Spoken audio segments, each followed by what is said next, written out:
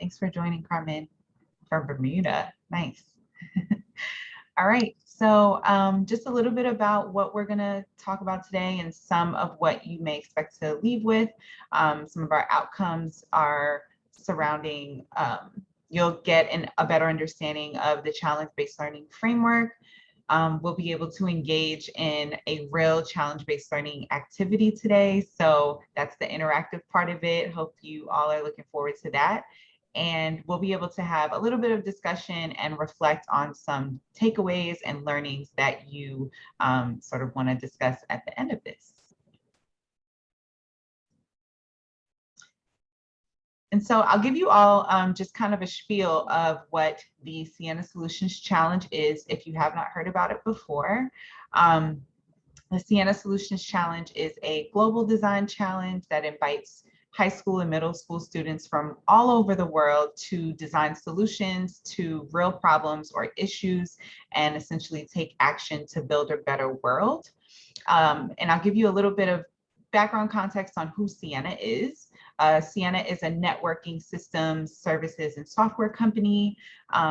They have a global presence, and their digital inclusion program aims to mobilize the company's global workforce, leverage its innovation leadership, and collaborate with customers, suppliers, and other partners to bridge the digital divide.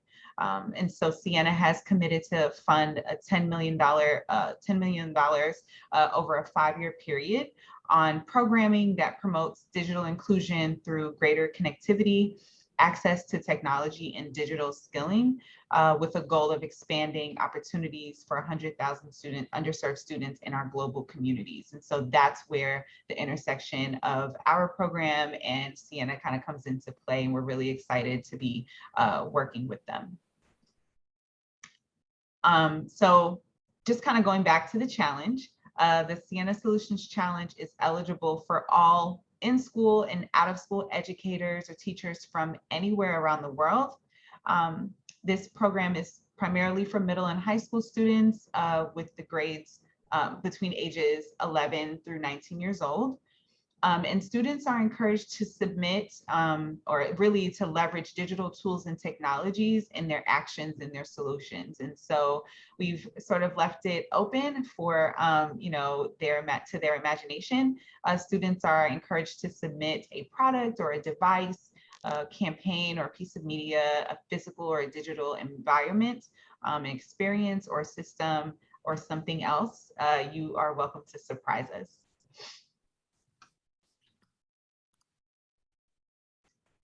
And so once projects will be submitted, we will be hosting the projects on our digital online gallery, the Siena Solutions Online Challenge online gallery, which will be posted on our site, sienachallenge.org.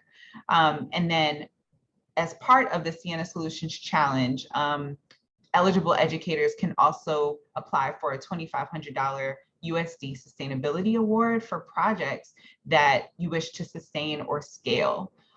And so the deadline to submit a project is January 10th, 2022. The submission period is now opened. And so when educators are ready to start submitting, you are welcome to do that, and it will close in January 2022. So be sure to register at sienachallenge.org to learn more, and I'll come back to this again at the end of the webinar today. So now I'm going to hand it over to Anthony to talk a little bit more about Introduction to Challenge-Based Learning and what we're going to be doing today. Yeah, great. Well, thanks everyone for joining us. I just kind of want to reiterate what Carissa said about, if you guys have questions and you want to stop me at any time, feel free to do that. You can chime in, raise your hand, turn your audio on. I'm totally okay with that. We can keep this fairly informal. I'm just here to kind of give you what is the gist of challenge-based learning and how you can utilize it in the Siena Challenge. So just a couple of questions though that we have for you, and you can feel free to answer these in the chat box or share them out if you'd like. But We really want to know kind of why did you choose to attend today? You know, we have several webinars. What about this one do you think is important to know? Is there anything in particular that we can provide for you today in our time together that would be helpful? And yeah, that's really what we're doing. So consider this an opportunity to ask for the assistance you might need when you're thinking about what kind of projects you might work on, or how to work that how to start the process, how to carry it out, and that kind of thing. So yeah, here we go. So challenge-based learning, it's a framework is what it is. So when you hear challenge-based learning, you shouldn't think of it as a kind of nuts to bolts curriculum, right? There's no set curriculum for challenge-based learning. What it is a framework for learning, not unlike problem-based learning in some ways. So what we want to do in challenge-based learning is engage students in community-based problem solving around real-world challenges. So the framework, it's supposed to fuel collaboration, identify big ideas, help kids ask thoughtful questions, help them identify and investigate and solve challenges that actually mean things to them and their community. And so challenge-based learning is also really flexible in that way. So we want to maximize student agency in challenge-based learning. So we want them to select the kind of problems that they want to solve. You know, we want them to be able to choose to investigate the questions that are interesting to them and use the methods that they think will be helpful, and make decisions about how they choose to solve these problems. So, you know, if you think about problem-based learning, it's often like, here's this problem that I want you to solve and do that thing, right? And project-based learning, it's here's this project I would like you to build. This takes both of those kind of one step further and say, like, find a problem that you think is important to your community and then find a way to solve that problem. And that's really what the framework is all about. I have a question. Yes, ma'am. This is Padma. One of the things we started with our team is as they go on, it's a long journey. They are going to be engaged in 4 months. Maybe they solve one problem or many. We just started with one as a practice one. Zero waste Halloween, timely thing. They have some ideas. So we ask student to capture journal.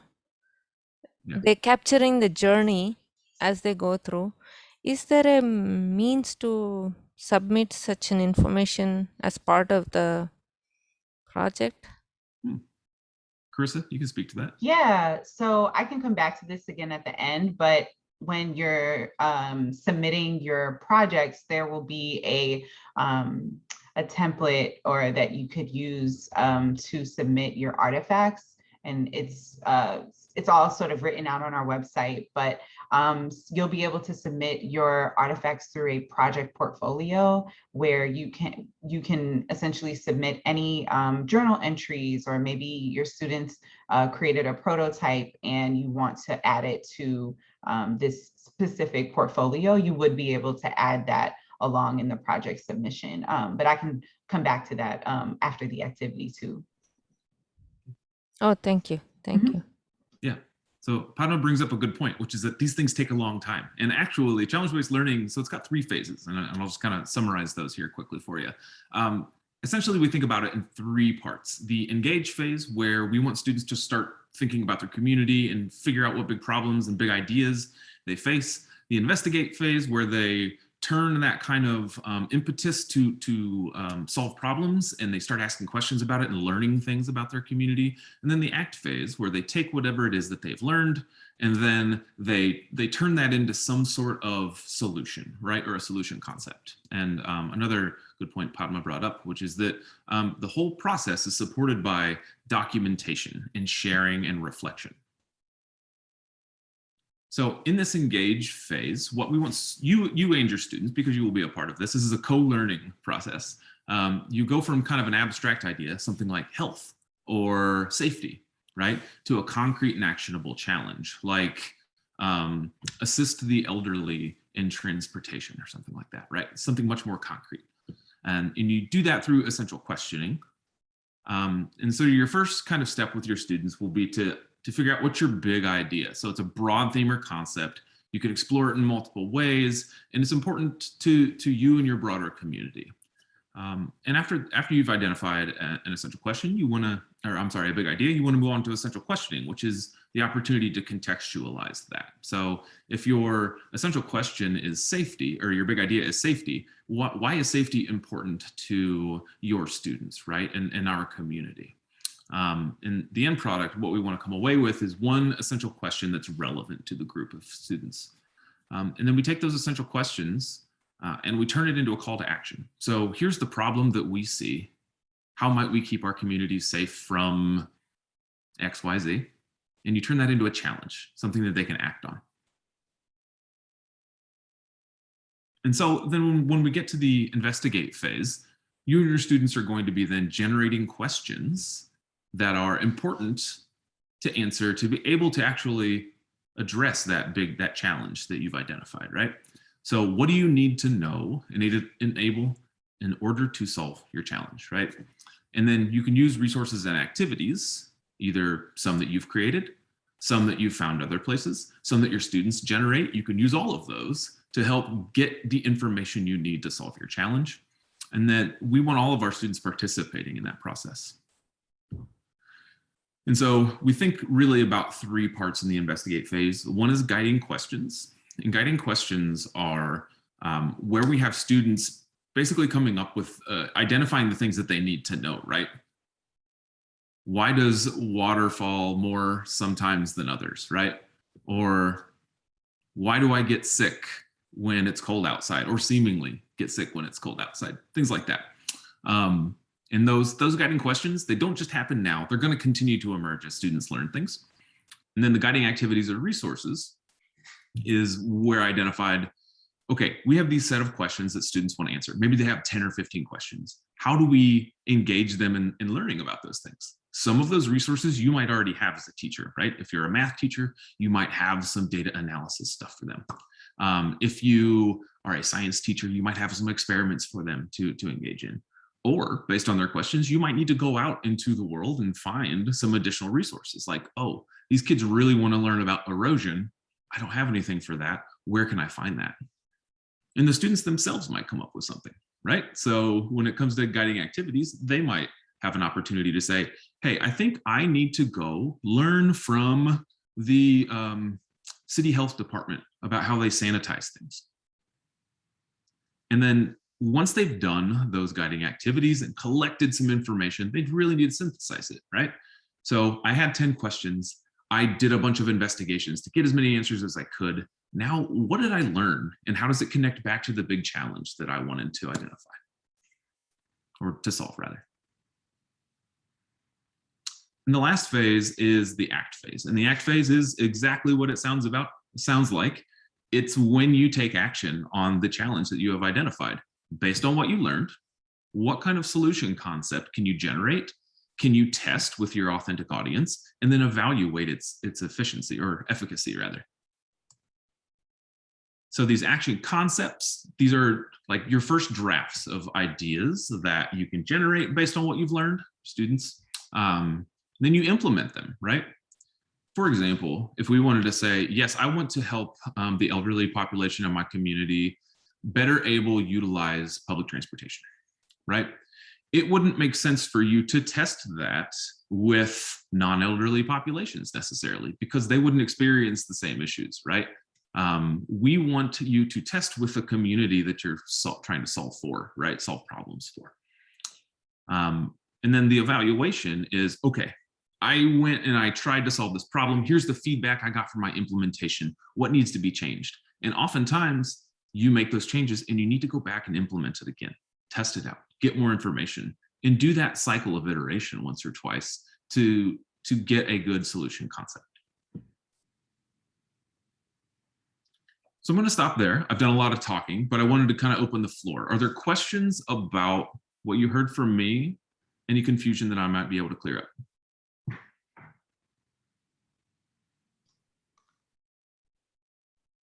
I have a question. Oh, sorry. Go ahead, Padma. I just wanted to show, as he was talking about act phase, in our model, what we say, can I quickly share something, or? Can I show you something? Is it possible? Do you possibly have a link that you can share it to? We might have more time after Okay. the activity to Okay. share Okay. it, if that's Okay. helpful. Sure. Sure. That might be good. Thanks, Padma. Something that I wanted to post to the group, does this challenge-based learning, I'm curious to know if challenge-based learning feels somewhat familiar in terms of your instruction, how different or the same is it to what you all might do in your day-to-day sort of instruction? I can share my experience. In the previous time I did share, I was coaching our team manager for Destination Imagination, which is very much a challenge based, where all the idea come from as three phases like engage, investigate, act. They didn't use those terms, but it is children driven. As a team manager, that's why they don't call actually coach, team manager. Your job is more of a facilitator, and some of the things kids naturally don't quite follow, like timelines. Hey, we have this coming up. Hey, you said you would finish in 4 weeks. How are you doing?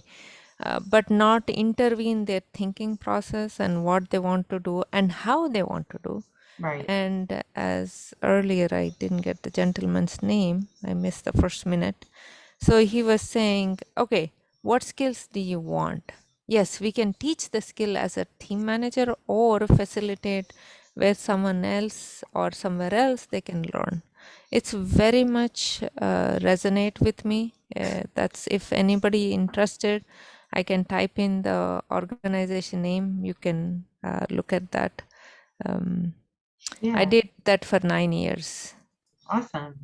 Yeah. You hit on a lot of good points, and I think one of the main drivers, at least for someone like me who has, I've also was a teacher in the past life and an instructor, a coach, and all of those other things. But something that resonates with me about challenge-based learning is that you are in the facilitator role. It is very much student-driven, and all of these sort of guidelines around engage, investigate, and act are merely, sort of it's a framework. It's flexible in that you can sort of interchange some of the components of it depending on your needs of your students. And so I'm looking in the chat box to see, and I'm noticing that it feels like something similar to design thinking, which is absolutely correct. And Erin kind of mentioned that they're looking for more opportunities for project-based learning, and project-based learning is also very, to me, very similar in the challenge-based learning framework as well.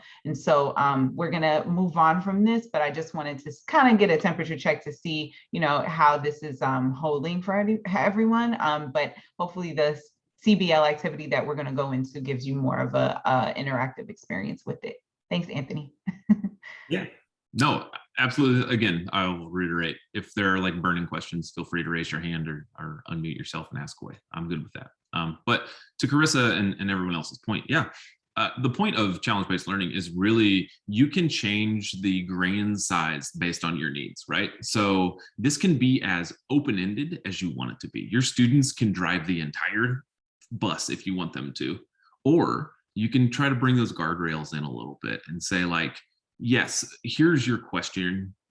I'm going to give you 5 out of the 10 activities you're going to do. You guys are going to come up with the other 10 or something like that, right? So you are free to kind of modify it to your needs and to the needs of your students or the community you serve. So we're going to try to engage in a quick activity here. And what you need are access to the CBL workspace, and Carissa will share that link with you now. So in there, you'll see basically little pages, so you can just grab one, stick your name on if you want. It's just a place to jot down some notes, essentially. The other thing I would like for you to have are what we call student hats, right? So when we go through this, I would love for you to try to put yourself, to speak to Carmen's discussion of design thinking, this is an immersive empathy experience, right? We want to put ourselves in the shoes of students. What would students be thinking and doing as we run through this activity? So we'll put on our student hat, we'll do some experience, and then we'll debrief with our teacher, librarian, adult hats after that. Sorry, everyone, just wanted to give you all an update. The link that I just added should give you access. So should be able to add it now. Okay, I see some folks are in there. Perfect. Great. All right, so let's put on our student hats. Our big idea that I'm going to prompt you into action with today is public health.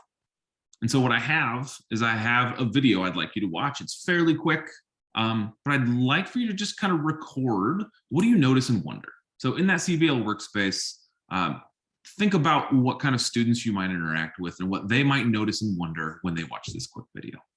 So away we go, folks.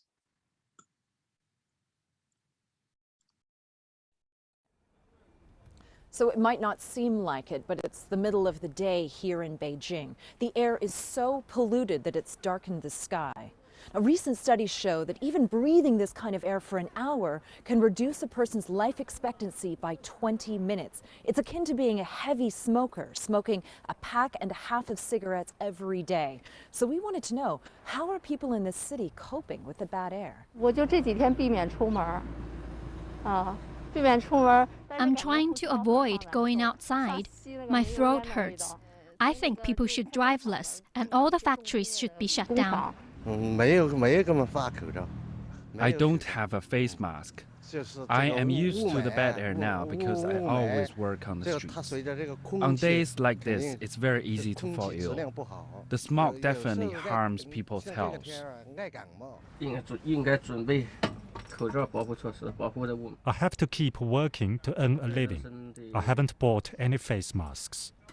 Pollution is a serious issue, but ordinary people like me have no say in how to deal with it.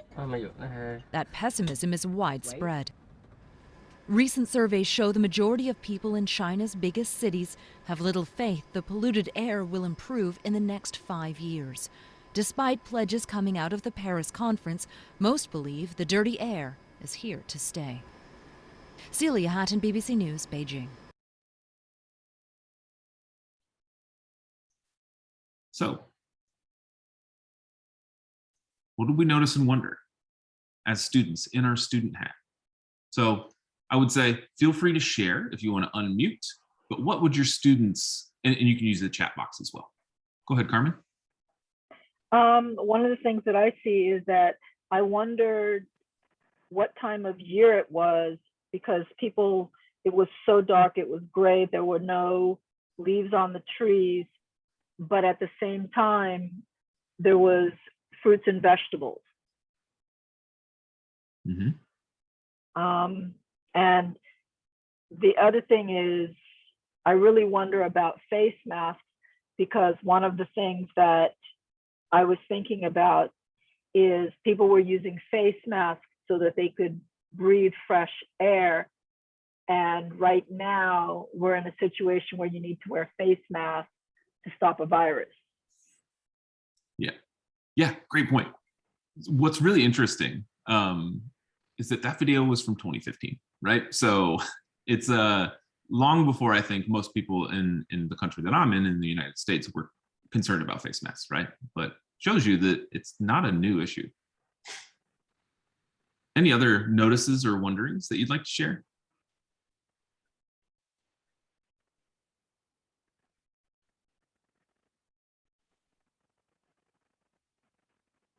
So I think one thing that my students would have noticed or wondered is that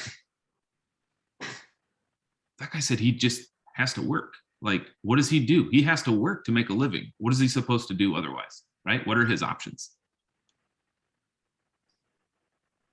I see questions about, is it like this all the time? Why is it so bad, right? So you can see, if you think about younger students, they might have questions like, why is it like this? What causes pollution?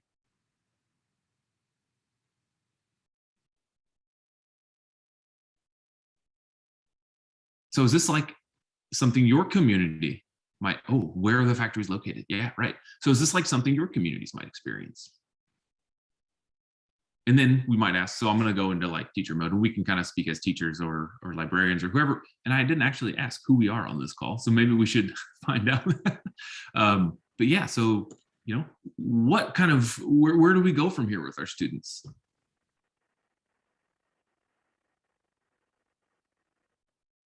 I think the first thing that, like looking at it as a teacher, actually I'm a teacher librarian, so the first thing that I would look at is what at school, what class would be best suited for something like this, and which teachers already use this, which I know of one that the way that she teaches is all wrapped around it. The other thing is that when I look at it from the name, a lot of the names or where people said they were, and I know there's not that many people here, but the people that initially were on the call are international. So an international view is going to be different than a US view on what's going on and what you have. Absolutely. So trying to solve or trying to come up with a question as a teacher for a solution really has to look locally. 100%, right? And you can see my last little prompt here for my students, which are you guys, is what should we do? What essential questions should we answer, right? And so that question can become really anything that's locally important to you, if that makes sense, right? So that question might look something like this. And you, as a teacher, as a leader of the classroom, lead facilitator, you have the option of kind of setting this question, right? How might we address air quality in our community, right? So that question works across multiple places, right? So I don't want to give away the punchline, but so we'll move on a little bit. So let's put back on our student hats on, and let's look at this question. How might we address air quality in our community? So I'm going to speak to you like you are my students right now. I will say, how do you want to address air quality issues in the community? Be specific, right? So how might we do that? What can we do? Think about what happens in your part of the world or your community, and then be specific. What can we do? What might you want to do? So I would love for you guys to jump back into your space, your workspace, and then jot down a couple of ideas about what issues you might want to address where you live.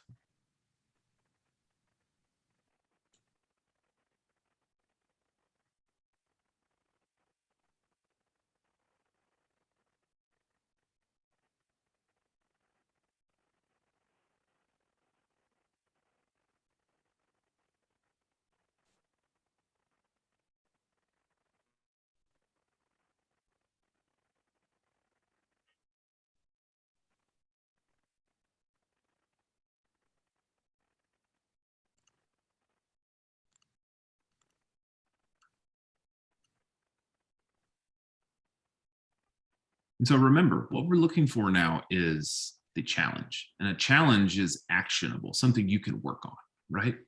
So if our essential question is how might we address air quality in our community? What ways could we do that?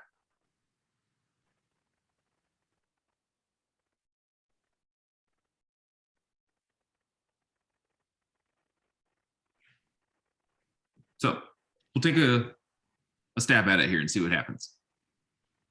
So let me share with you my community, right? So I live in a relatively small farming community, and my air quality issues, while not around smog, actually revolve around harvesting food. So in the fall, when harvest begins, we get what they call corn smog in my part of the world. So we get dust and pollen and dirt kicked up into the air, and it actually degrades our air quality quite a bit. But that's where I live. So when I think about how to address air quality issues, I'm going to center my thinking around the things here locally that affect me. And I might think, how might we address harvest time air pollution, right? Or reduce the amount of corn smog I experience, something like that. So that's an actionable challenge. Now, I don't know how to do that yet, but I've set a challenge for myself that I can learn about. Can you folks here think of any other examples, maybe that are local to you? For me, what I was looking at is what companies are polluting the air and how does that impact the roofs and the houses close to them? Because our water catchment is through the roofs of our houses. So if the roofs are dirty, you don't have clean water. Mm.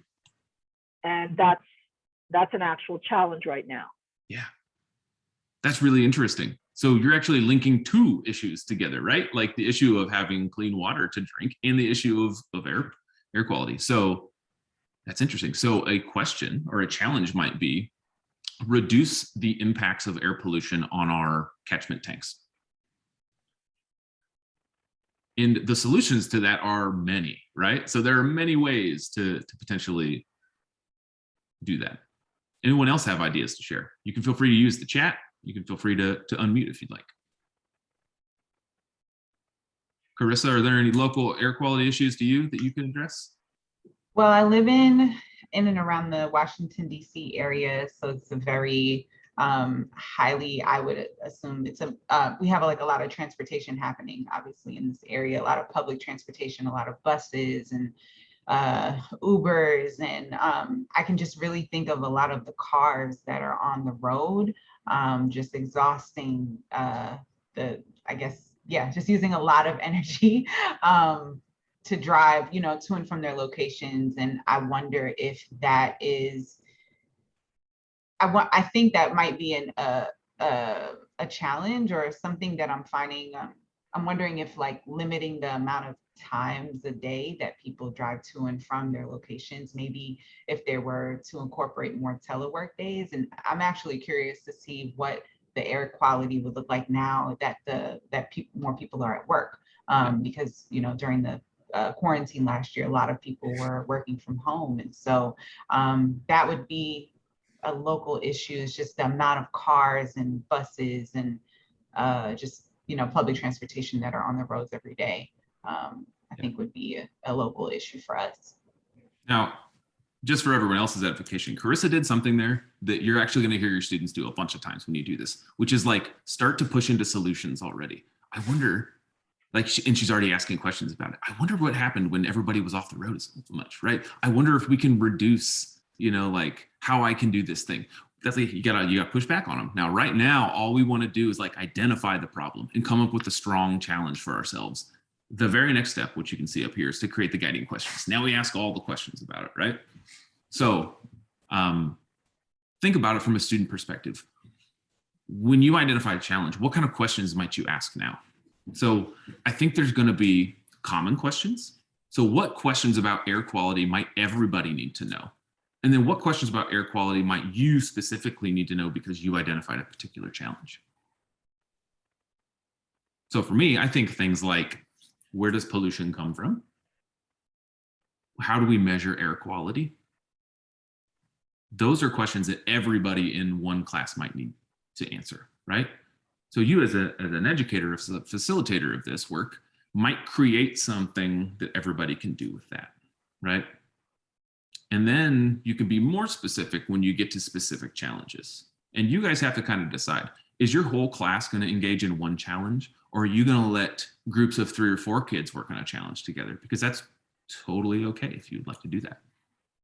Carmen, I don't want to call you out, but I liked your example. So I'm wondering if you have any like ideas about what kind of questions might your kids ask if they were prompted? I would think, based on on what you said on where does the pollution come from? There's kind of 2 things, because one of the questions that I would have is how often do you need to whitewash the roofs? Yeah. Because once the roofs are whitewashed, then you can tell whether or not the water is coming clean. What do you put in your tank to keep the water clean? Yeah. And how often do you do that? How often do you need to clean your water? Yeah. So it's kind of, or not clean the water, clean the tank. Yeah. And you can even go up a level, right? Which is like, what kinds of pollution are falling on my roof, right? So like, what's there that could be dangerous to me? As a student, they'd probably need to know that. Where is that stuff coming from in particular, right? Why does it stick to my roof? Is it harmful to me?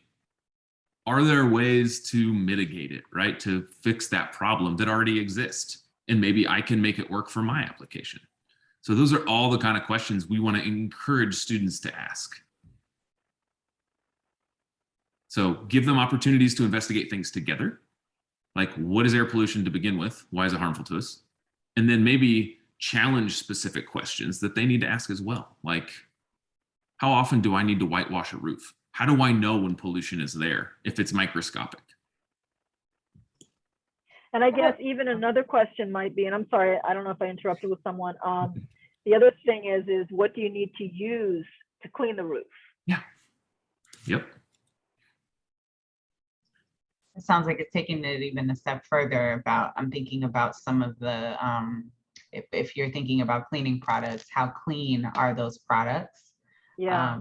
You know, what are the ingredients that could be, you know, even in those? It just feels like it'll take it a step further. So. Yeah. And again, we have to make sure that we don't jump out of the phase that we're in now, right? So we're in the investigate phase right now. We're investigating questions. What we don't want to do is generate a bunch of potential solutions yet, right? Mm-hmm. One of the mistakes that we see often made with this is that people don't stay in the question. They get one answer to a question they like and they run with it. And they forget to really dig into the rest of them to get a holistic picture that they can then synthesize at the end.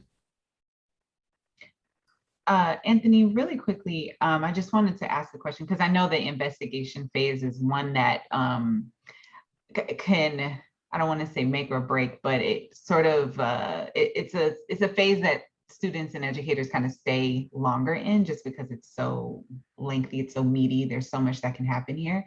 What do you find as to be some, I guess, like recommendations, or like if there is a question that you know, students kind of like run off with to, you know, quickly find a solution, what is a resource or some sort of tip that you can that you would like suggest to educators? You know, you don't want to lose that spark out of them, but you still want to be able to like have a parking lot, if you will, for those type of things. Yeah. So one technique that I've seen success actually in the class with is a ranked ordering of importance, right? So with students, when they generate, because some students are going to generate like 25 questions and they can't get to them all. It's not possible because even one question can take a good amount of time to put some effort into, right? Mm-hmm. So one thing you can do is to say, okay, take all of your questions and I want you to rank them like with your group members, or if you're doing it with a class, you can just have a class survey or something like that. Let's rank them in order of importance. That way we know we got to get to at least the top 4 or 5 to have a good sense of what's going on. And if we don't do that, we're not going to feel like our solution is adequate or address or is ready to try out. The other thing to constantly let your students know is that new questions are going to come up all the time. So we have to just make space for them. And we have to make sure that we can ask them. So once we're in the investigate phase and you try some stuff out, you're going to get new questions then too. So those are kind of 2 ways to think about it. And so the next kind of part of the investigate phase is really doing the investigations. So Carmen, I'm going to keep calling on you because you're really inspiring me with good questions today. You don't have to actually answer, but I'm going to use your example, right? So, okay. But feel free to stop me. But so we're thinking about kids. They're thinking about their water supply and the pollution that might land on a roof and get into the water supply itself, right? So like, what kind of investigations do they need to do? They had a question about how often do I need to whitewash the roof? How often, I mean, how do they answer that question, right? That sounds to me like they need to do some sort of experiment possibly. So they could do an experiment, which is like whitewash 2 or 3 things, expose them to different environmental conditions and see what happens. So that's one way to investigate. I also think they could potentially do a survey, right? So they might be able to go out into their community and look at the roofs and knock on the door and say, when was the last time you whitewashed your roof? And then connect the how well they see pollution or whatever it is up there, the quality of that roof, whatever it is, to the years that it's been since that roof was maintained. So that's one way, 2 different ways actually, to answer a question.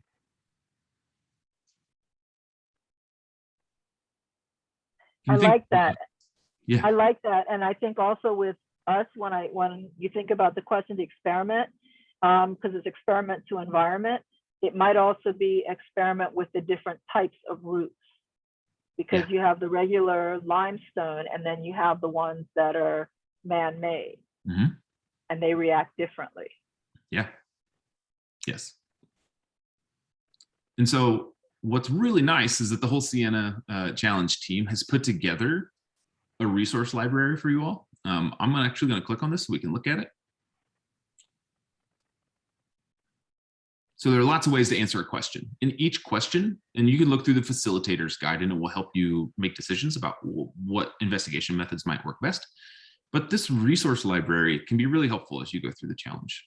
One thing to know right off the bat is that you should use your filters over here on the left. So for myself, I'm going to choose English, but we do have Spanish and French translations of everything. And then we can look at the different resource types, or we can look at the challenge phases. And so we are in the investigate phase. I'm going to look at the investigate phase. And these are different methods, right? So we have analyze a data set. To the example we gave, with Carmen's question, we might be able to contrast to compare data from limestone roofs and data from man-made roofs and see if there's a difference there that is worth exploring. We could conduct an experiment or a survey. We can conduct online research, right? We can go find some answers in a place that answers already exist. And I would encourage you to help students make good decisions about online research. There really isn't any reason to reinvent the wheel for a lot of these students. So if it's something like what is air pollution, they don't need to do an experiment to figure that out, right? So they should get the information that is provided to them, save the experiments for things that don't have answers yet. But anyway, there's a lot of resources for you here in all of the phases. So I would encourage you to check that out. They're also added, the links are added in the chat box if anyone is interested in checking it out. So now as we've come up with some potential investigations, let's assume that we've got some answers to them, we've synthesized them, and now it's time to act. So based on your questions, you have to figure out what action pathway might make sense. And so as I go back to our challenge phase, if I go to act, I'm going to take off investigate. There are lots of different campaigns that students could use. So let's think about the roofs of Bermuda. I think that's where we are, right, Carmen? Yes. So what kind of action might your students take? Do you think that would be a good solution to their challenge, which is that the air pollution is causing problems with our water supply? What's a good act for them?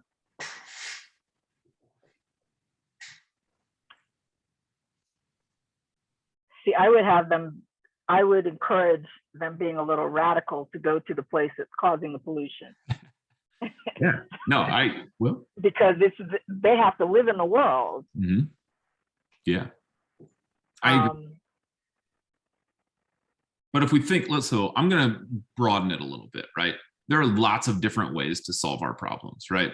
So it could be a technological solution where students try to build something that helps solve the problem, right?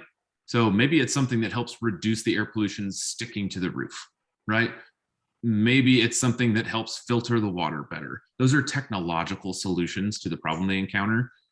Carmen, your suggestion is more of like, stop putting Band-Aids on things and actually solve the problem at the source, which is a good one too. And I would love to see it. So I'll be following along if you submit some ideas. So there are lots of different opportunities to act. Some of them are campaign-based. So it might be something like create a campaign. And that's something students might be able to do to create social pressure in Carmen's situation on an organization that is causing pollution, right? You could create stories. You can create a digital publication.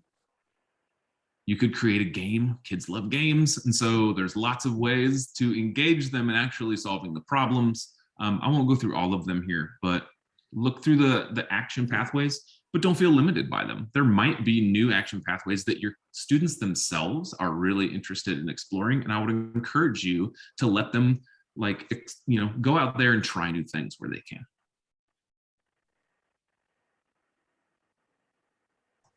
So it looks like we've got about 10 minutes left.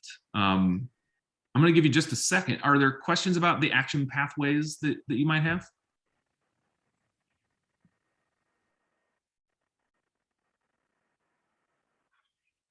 Well, if not, I'm going to turn it over to Carissa.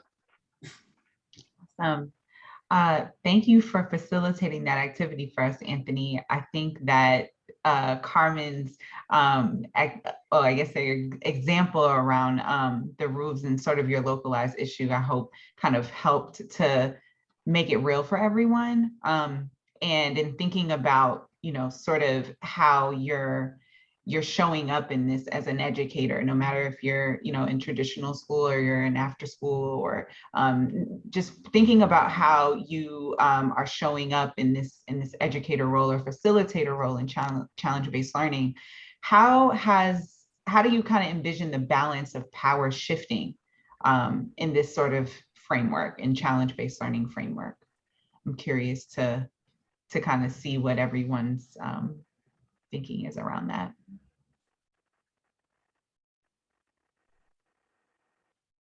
For me, the balance of power goes to the student as opposed to the teacher. The teacher just provides the idea, probably based on something that is somewhat within the curriculum.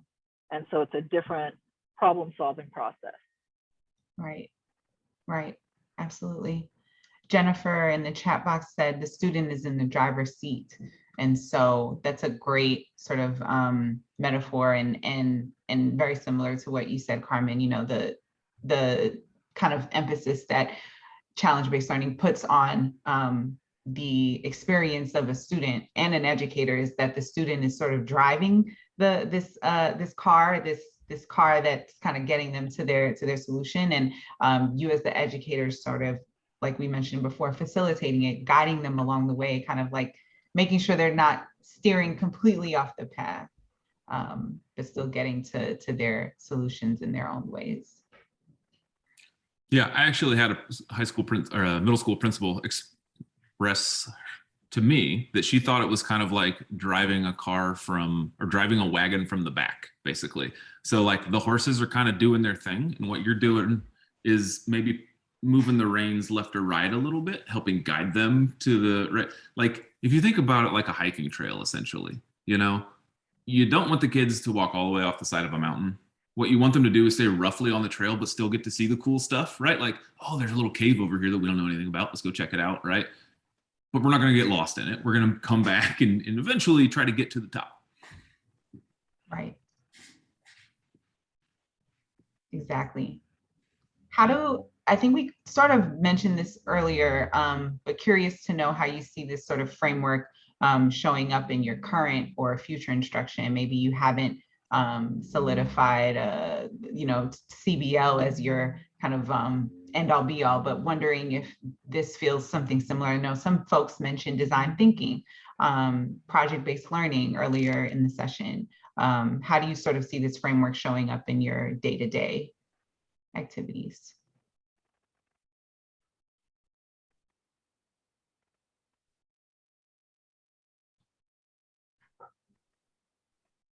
For me, because I'm at a high school and I don't necessarily teach children, that's why I said I would have to partner or try and get a teacher to partner with me. The one teacher that I have in mind that I'm going to ask about it, I can see it fitting in really easily, because one of the things that she does with the students that she teaches is she lets them know what she's doing and why the whole time. And so this framework to me is about that. It's about just following your line of thinking and the process that you go by, and then just adjusting where you need to adjust. Yeah, absolutely. Flexibility is going to be paramount, right? So I think that's a good idea for sure. Yeah, and I see some comments in the chat box. Grace said, you know, the students do more to get motivated to learn and get solutions to problems. And I think, you know, you mentioned the collaboration piece, Carmen.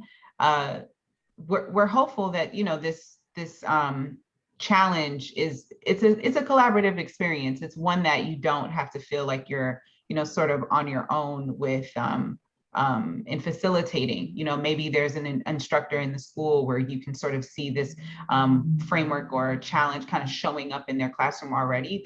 And that's exactly what the Sienna challenge is and what the challenge-based learning framework does. It's very malleable. I can't talk today, but it kind of, you know, it's flexible in that you can insert it into something that you're already doing, so it doesn't feel like it's out of your reach or it's something else that you have to do. We know that that's a constant, at least for myself as an educator and Anthony as former educators, there's always that kind of pressure to feel like, oh wow, I have to do this and something else. You know, this challenge should definitely feel like something your students are already ingrained in. If they're already kind of thinking about big ideas in their units or in their classrooms, or something that they're trying to tackle, maybe it's a discussion that you all are continuously having. We're hopeful that this challenge will kind of help bring that creativity out of students to actually kind of tackle, you know, these very big issues or big problems that you're having or that they see on a local level. Yeah. And you actually made me think about something, Carissa, which is that you can think about challenge-based learning in a couple of different ways. One of it can be like the capstone model, right? Where challenge-based learning is the thing we do and we cap it all off at the end. It's like an end of year, end of unit activity, right? You can also think about it like integrated on a weekly basis, right? So we're going to do a little piece of this every day or once a week, right? And build towards something. So there's lots of different ways to fit it into the instruction that you do. Right, exactly. And then just sort of just wrapping up this reflection, I know we can probably keep talking about how this can fit in, and I love that. But my last question is, you know, how can this lead to a more equitable and engaged classroom? Jennifer actually responded to this a little early, so I'll go ahead and read her response. You know, she shared that it's more equitable because kids get to connect it with their own personal lives.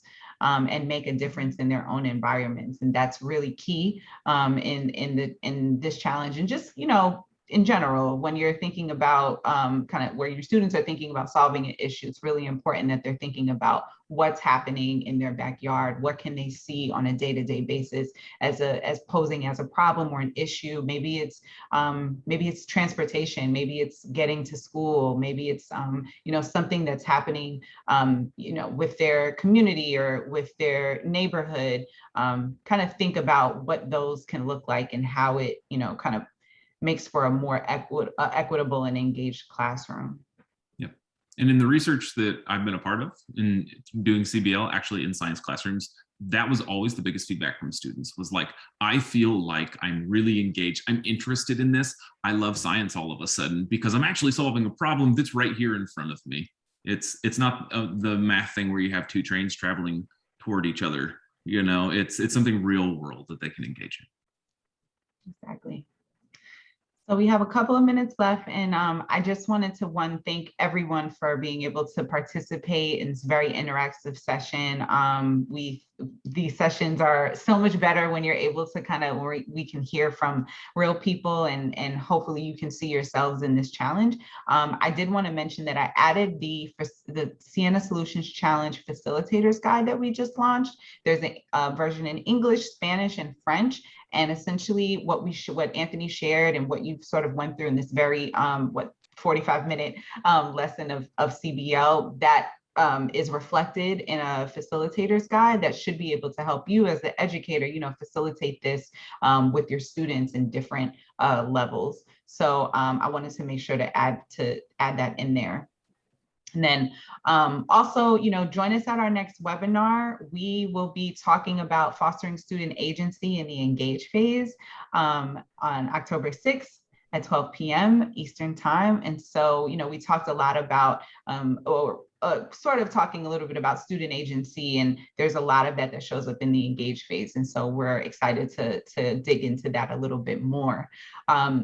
Feel free to visit the siennachallenge.org site to access the resources that you saw today that were added in the chat box. We have them they're all over in the resource library that Anthony shared with you. Anthony, do you want to toggle to that tab really quickly so folks can see what it looks like? Right, thanks. So you can see it's a lot of information, but we encourage you to start at the filtering side where you can filter in the language, your resource type, what exactly are you looking for? Maybe you are looking for engage activities or action pathways. We encourage you to sort of utilize the filtering mechanism. And, you know, the facilitator's guide, I always kind of vouch for is let that maybe be your first kind of thing that you look at or that you browse every now and again. There's also a table of contents. If you scroll all the way up on the slide, about the resource library table of contents, and that will kind of take you to, you know, help you sort of navigate the resource library. Lots to look at. And I think the first thing is just kind of getting to the site, registering for the challenge if you're interested in participating, and we hope to see a lot of your projects in our portal. So we are at 1 o'clock. I want to thank everyone for attending. Please feel free to email us at any time if you have questions about the challenge at siennachallenge@digitalpromise.org. And we are looking forward to seeing your projects and hearing from you soon. Thanks, everybody. Thank you. Thank you.